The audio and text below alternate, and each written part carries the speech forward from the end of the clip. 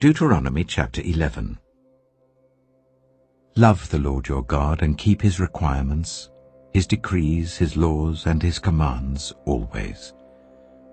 Remember today that your children were not the ones who saw and experienced the discipline of the Lord your God, his majesty, his mighty hand, his outstretched arm, the signs he performed and the things he did in the heart of Egypt, both to Pharaoh king of Egypt and to his whole country.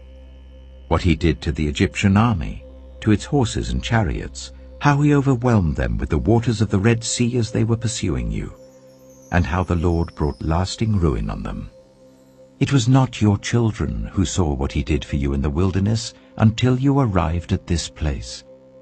And what he did to Dathan and Abiram, sons of Eliab the Reubenite, when the earth opened its mouth right in the middle of all Israel and swallowed them up with their households, their tents, and every living thing that belonged to them. But it was your own eyes that saw all these great things the Lord has done. Observe, therefore, all the commands I am giving you today, so that you may have the strength to go in and take over the land you are crossing the Jordan to possess, and so that you may live long in the land that the Lord swore to your ancestors, to give them and their descendants, a land flowing with milk and honey.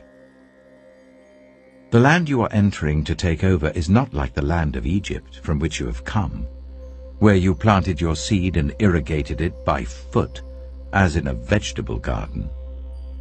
But the land you are crossing the Jordan to take possession of is a land of mountains and valleys that drinks rain from heaven. It is a land the Lord your God cares for. The eyes of the Lord your God are continually on it from the beginning of the year to its end.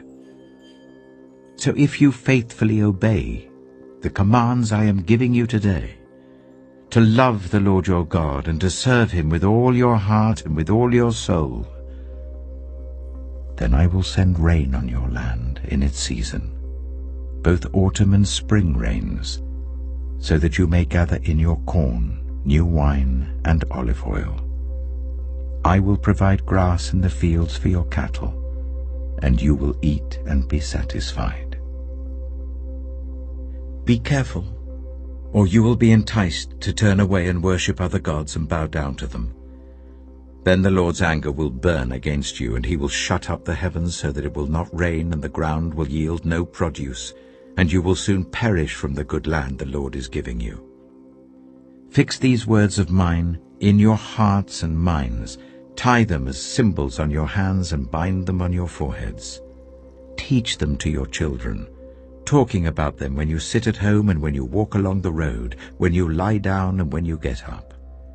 Write them on the door frames of your houses and on your gates, so that your days and the days of your children may be many in the land that the Lord swore to give your ancestors, as many as the days that the heavens are above the earth. If you carefully observe all these commands I am giving you to follow, to love the Lord your God, to walk in obedience to him and to hold fast to him, then the Lord will drive out all these nations before you, and you will dispossess nations larger and stronger than you. Every place where you set your foot will be yours. Your territory will extend from the desert to Lebanon, and from the river Euphrates to the Mediterranean Sea. No one will be able to stand against you.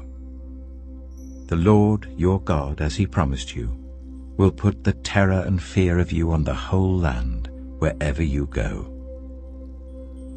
See, I am setting before you today a blessing and a curse. The blessing, if you obey the commands of the Lord your God that I'm giving you today. The curse, if you disobey the commands of the Lord your God, and turn from the way that I command you today by following other gods, which you have not known. When the Lord your God has brought you into the land you are entering to possess, you are to proclaim on Mount Gerizim the blessings, and on Mount Ebal the curses. As you know, these mountains are across the Jordan, westward towards the setting sun, near the great trees of Moreh, in the territory of those Canaanites living in the Arabah, in the vicinity of Gilgal. You are about to cross the Jordan to enter and take possession of the land the Lord your God is giving you.